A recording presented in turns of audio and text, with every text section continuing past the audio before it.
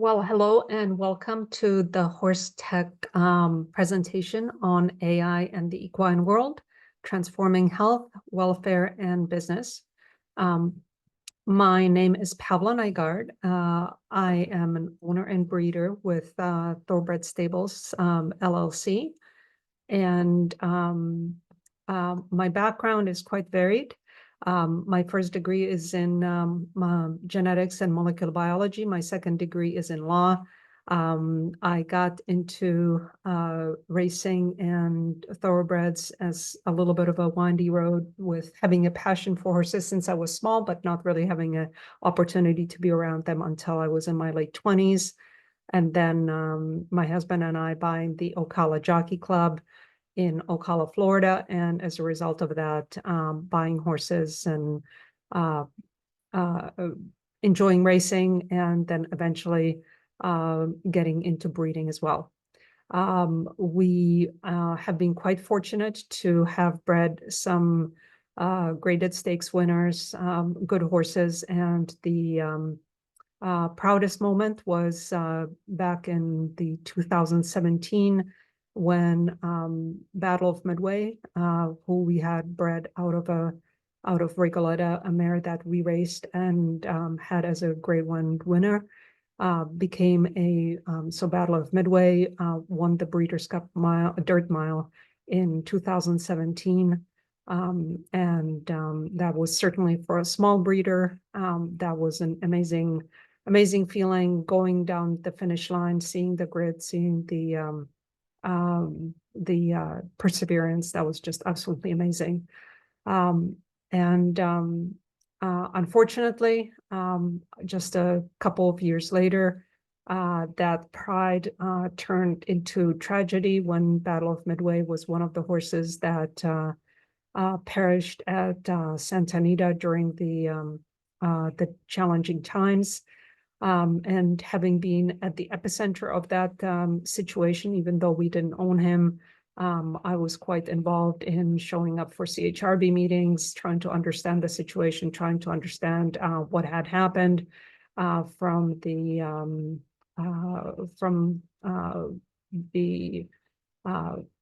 racetrack condition situation, to the weather situation, to the what was available as far as diagnostics, and not only what was going on. As a result of that, I had made a commitment to finding out as much as I possibly could to make sure that we could have a sustainable, long-term thoroughbred industry, racing industry, where focus on the equine safety, health, and welfare was paramount, and we would be able to not just continue and survive, but to thrive as an incredible sport that we have. So how did I get into AI, and why do I believe that it's such an incredible game changer for what we do in the horse industry? Before AI and the ability for thinking through unstructured data as opposed to structured data, we certainly in racing have no shortage of data for gambling. But when it comes to understanding whether horses are doing well or not doing well, much of that has been just on individual basis from one trainer to another trainer. There's not necessarily a lot of consistency. And being able to work with AI to analyze vast amounts of data certainly is a game changer. And also the difference between it being able to work with structured versus unstructured data has made a big difference. Structured data would be when we're looking at something like a spreadsheet, where each row and each column has to have specific information, versus unstructured data is more like language, where we can feed prompts, verbal information, verbal context about the particular situation, and the large language models are able to interpret the contents of that and to extrapolate what we're asking into information that we can then use to make better decisions. Another part of the game changer as far as AI is concerned is that it can adapt and it can learn from how we interact with it.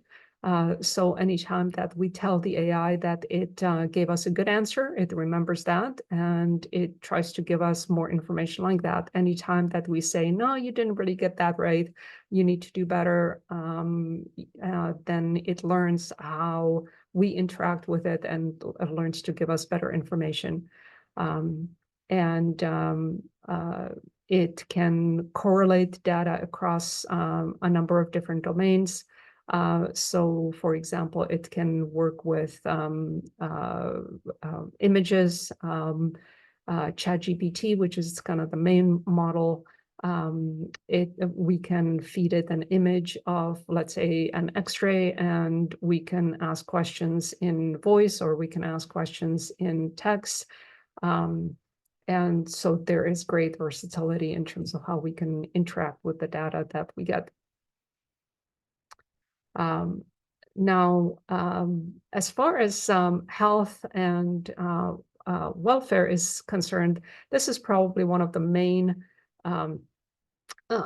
ways that I have been using AI in our operations. The way that we work with the AI is we set up a context of a situation, then we ask it for the type of expertise that we need. The way that we think about it is that the large language models have been trained on essentially, for lack of a better concept, all the knowledge in the entire world. But when we ask it a question, it doesn't really know which parts of that information it should use. And when we define what kind of expertise we're looking for when it's answering us, then it has a better ability to answer. So the way that I would think about it is, for example, if you have a large anatomy book, the perspective of the person who is reading it is going to give a very different outcome as far as the information that comes out. So for example, if you've got this large anatomy book and you ask a 3-year-old kid, what is that book about? That kid is going to look at it and maybe point to a few pictures and not give a very scientific interpretation as to what's going on. On the other hand, if you have a anatomy PhD student who has studied that book, that person is going to give you far more sophisticated information. So when we interact with ChatGPT or any one of the large language models, it is important to say, to tell it how it should act. So for example, if I'm dealing with interpreting blood work, I will ask it to act as an expert in blood work diagnostics. If I'm asking to interpret X-rays, I will ask it to act as an expert in reading equine X-rays and so on and so forth.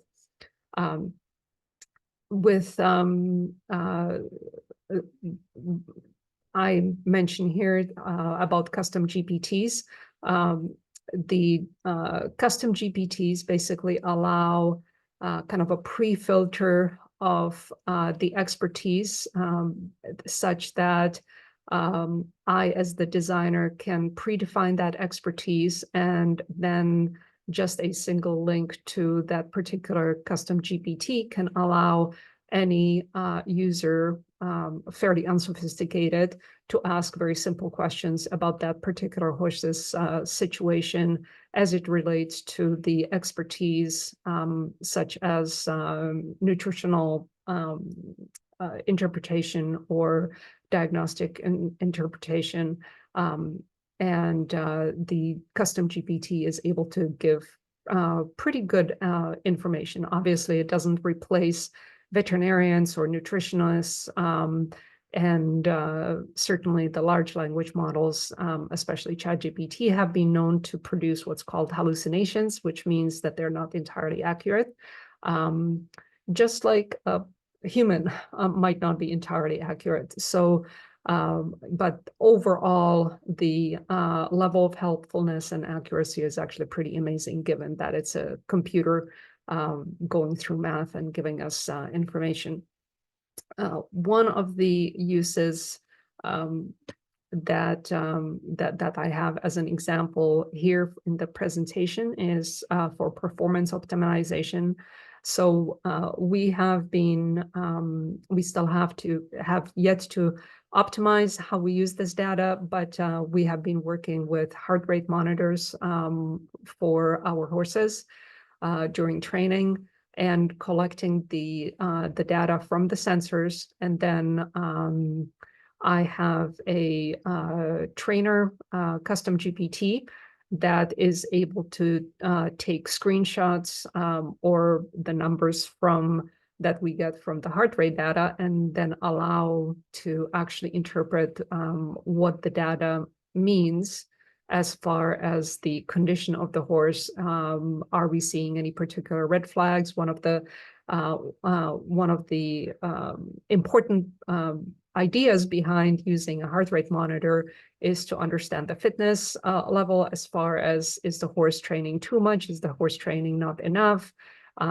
Is it important to increase speed? Is it important to back off a little bit? Is it a good time to increase how far the horse goes, and so on and so forth? So as far as readiness and fitness is concerned. But the other part of it is there are certain types of indicators in the heart rate that could indicate that the horse is not feeling well. Perhaps they're coming up with a fever, perhaps they're feeling the beginning of an injury. And so to be able to see some of that ahead of time is certainly a game changer for both fitness as well as for welfare. So this is just some example of the information that would come back from the GPT. Then another example of being able to use AI is in being able to interact with the GPTs in a voice mode, where the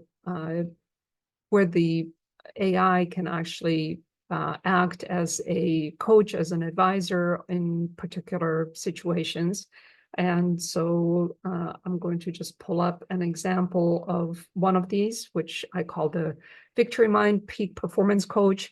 My daughter rides hunter jumpers, and so I'll just give an example of voice mode of this particular coach, and I'm going to give it an example of a situation that did come up in the summer, and the coach will give me an answer. I will just give a bit of an example. I will let it talk.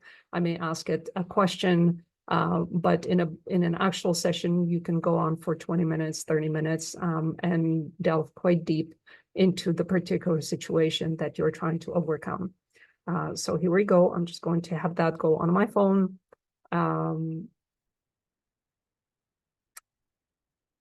Hello there. So I would like to give you a question regarding my daughter's situation. In the summertime, she dealt with an unexpected refusal when she was trying to move up from competing in the meter jumpers to meter 10. And her horse had refused. She calmly continued on to the next jump, and he refused again. After that, she lost her confidence. They went down, back down to the meters. He stopped again, and then stopped again at the 0.90s, at which point both the horse and the rider had lost their confidence. In a situation like that, how would you suggest in proceeding further? Please just give 1 or 2 suggestions to start.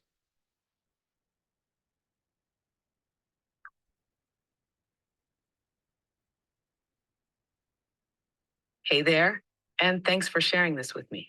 I know that must have been tough for your daughter, both emotionally and for her partnership with her horse. It's incredible that she kept calm and tried to push through, even when things didn't go as planned.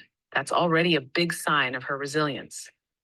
The situation you described is tricky because when both rider and horse lose confidence, it creates a cycle that can be challenging to break. The first thing I'd suggest is focusing on rebuilding trust in stages for both her and the horse. Here's where we could start.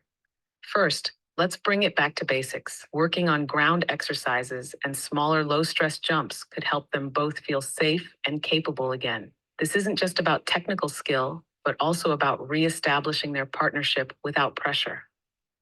Think of it like trust exercises that build the foundation back up. How does she feel about the smaller jumps and flat work with him right now? This could help us pinpoint where they're both most comfortable, and we can build from there. Once they're moving confidently through those smaller steps, we could introduce slightly higher fences gradually, but only when they're both in a calm, positive headspace. Does that make sense as a starting point? Absolutely. And by the way, they were able to work through their issues during the shows by doing exactly that, by going down to the lower levels. One of the things that was helpful for her was to go through mental visualization exercises. Would you give an example of how that could work?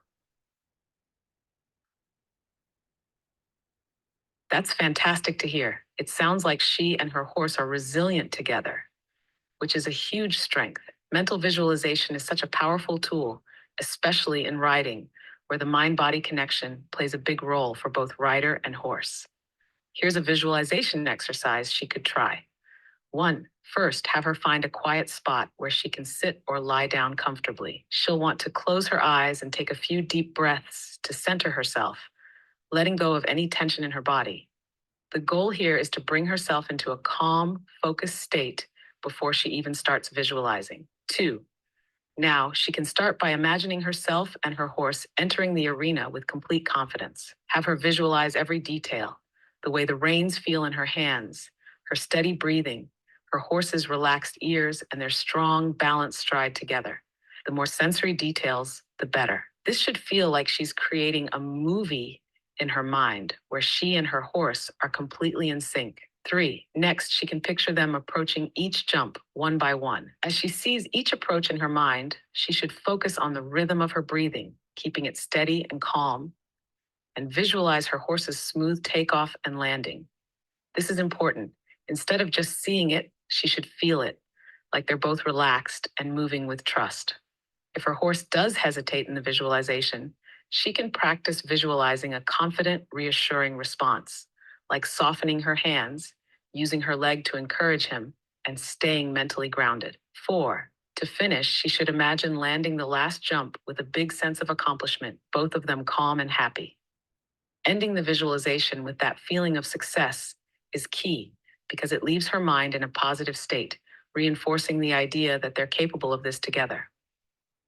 It may be helpful for her to practice this exercise a few times a week, especially leading up to the next show or practice session. Visualization builds what's called mental muscle memory. So each time she does it, she's priming her body and mind to stay relaxed and confident when she's actually in the saddle. How does that sound? That sounds great. Thank you very much. This was great for a demonstration for a presentation. If I was going through a session, there would be more questions to ask. Thank you so much. So that would be just an example of how essentially an AI can act as an advisor or a coach.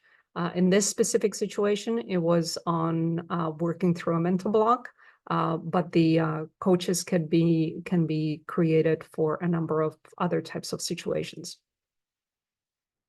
Another use for AI is for strategic business and legal efficiencies. So as an example for a legal assistant, where I have used it, again, this would be an example of something related to my daughter. When we were negotiating a horse lease, As usually happens when there are contract negotiations, there are some terms that that one side wants, and then there are terms that the other side wants, and it may be challenging to figure out how to make them both work together. And so in that situation, working with with ChatGPT on creating options and putting them together greatly cut down on the amount of time that the back and forth would have gone. And again, given that the AI can learn as it goes, each time that the other side came back with a counter offer, or how about this, and we're not quite comfortable with that, we would want something else, I just fed it back into the chat. And we actually came to terms very, very quickly. I think it would have taken quite a bit more time, and going back and forth without having the AI on our side. And once we had the actual terms that we were interested in, then the next thing is, how do you actually make that into legal terms that go into a contract? There was a standard contract, but all of the terms didn't work. So then I went back to the chat and requested, what I did was to feed it an image of the standard contract and understood that, transcribed that, and then I fed it the terms that we agreed on. It created the language for those terms.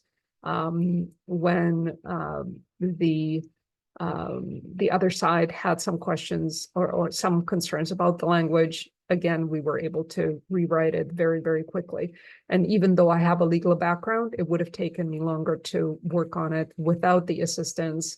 I will say that when it comes to professional interpretation or professional help by the AI, whether it's medical, veterinary, legal, financial, accounting, I would not recommend using it on its own in any way, shape, or form without the person, without the user actually understanding what is going on. Because if it misses a legal detail, a lawyer will be able to tell, but someone without that background may or may not be able to tell. So always have the actual human professional take a look at the final language, final interpretation. But even in that case, it is so helpful to be able to learn, understand, before having to use professionals that cost quite a lot in hourly fees. Here is another example. When we had our horse insurance renewal, these are just a couple of the terms. Even though I'm a lawyer, I certainly have a challenging time understanding all of the insurance terms. A lot of the times there are double negatives, triple negatives, there are exceptions on exceptions on exceptions. And so it is very, very helpful to be able to feed the PDF of a policy, the language of the policy, specific terms, into the AI models, and to be able to get much easier language to understand, be able to ask questions, be able to ask scenarios, be able to ask scenarios about things like deductible values versus potential risk, and so on and so forth. So this is definitely another one of the types of uses that I would recommend using AI for. And then this AI-driven content and engagement, this is probably, in my experience, more well-known use of AI than some of the strategic and professional uses that I described earlier. I think that content creation for social media and otherwise is something that a lot of people are using this for.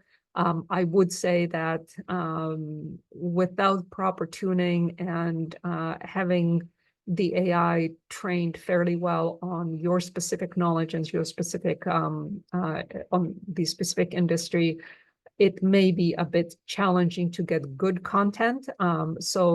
There are some people who use AI for content creation very well. And unfortunately, there's also a fair bit of what I would say junk content out there as well. So this is, there is a fair bit of tinkering with it, but there's a lot that can be done with it. On the content creation, we have creation of text that ChatGPT would be the main model that people would use. And there are other models such as Claude AI as well.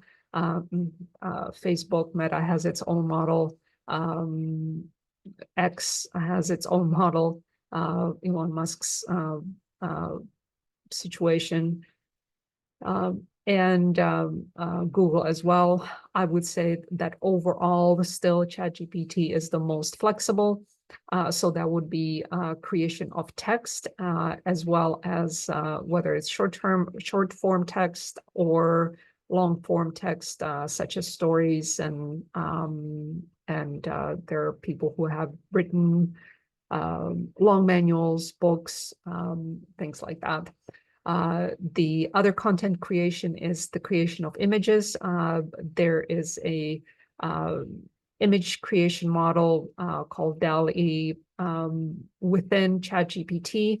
So in ChatGPT, you can specifically ask for an image with either a very short prompt, such as create a happy face, or you can ask for an image that combines a number of different concepts together that may otherwise be unrelated, such as show me a horse running at fast speed through a vineyard and chasing a pig, something like that.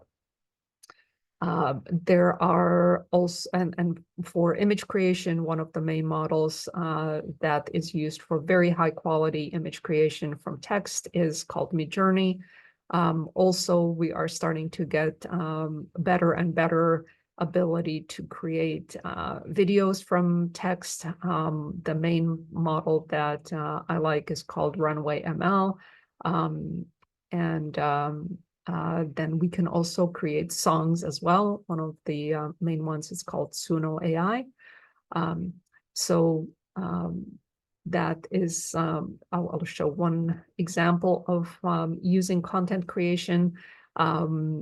With a group, we were,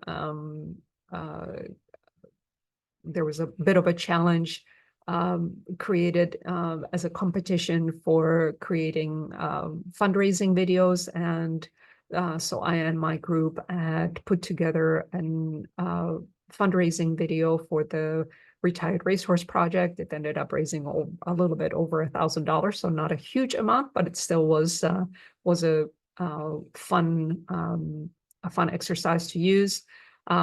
What I did for that was to create a custom GPT, so a filter inside the ChatGPT to create a video ad workflow. And so the idea was for it to create a 30-second ad. And since an ad would be a collection of clips of either images and video clips with text, and then with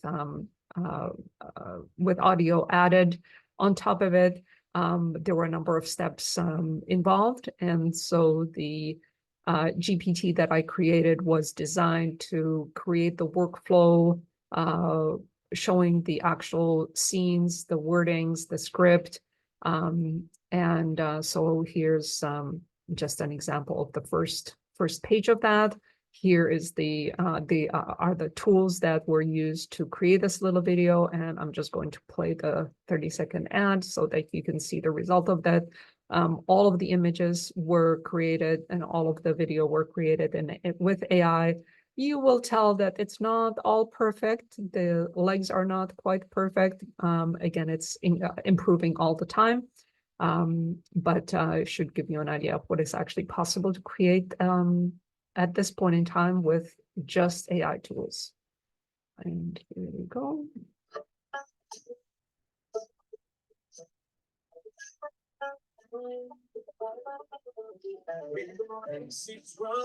And the crowd fade away. A new chapter calls. It's a brand new day. From the track to the field, where the sun shines bright. Every champion deserves a new fight. This is the moment, the second that begins. All right, so that gives an idea of content creation. And so what are some of the other things in AI and the future in equine tech?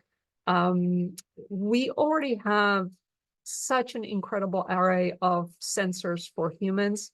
With some of them, they already are available for horses, and on others, we are still going to have to do a little bit of waiting.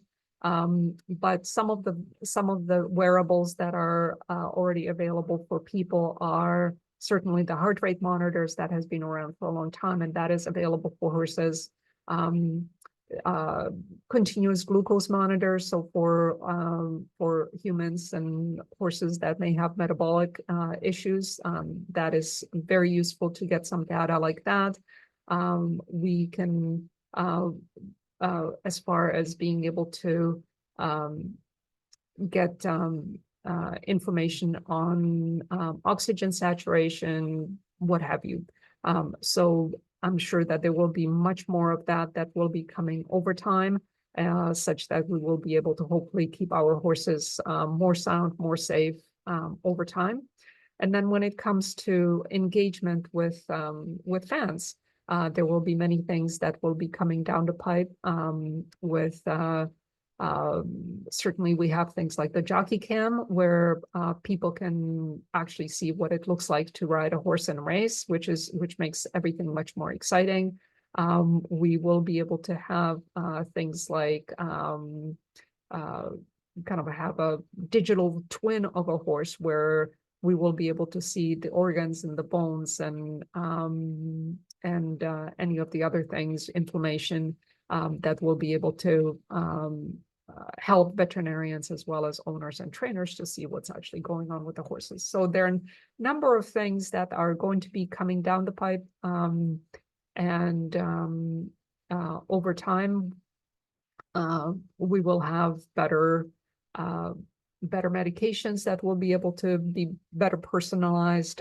There's a ton of information that is being used on the human side for creating new organs, for restoring vision with AI, and it's just, there's a lot of excitement there. So I think that this is enough for an overview of some of the current things in AI and some of the things that may be coming up. And that is it for my presentation. If you want to keep in touch, you can connect with me on social media. The Linktree link has a list of all of the places where I am. Probably LinkedIn's the one that I'm the most active in. And there's my email as well, pavla@thoroughbred.com. Thank you very much for listening to this presentation, and enjoy all of the HorseTech conference and the Breeders' Cup afterwards.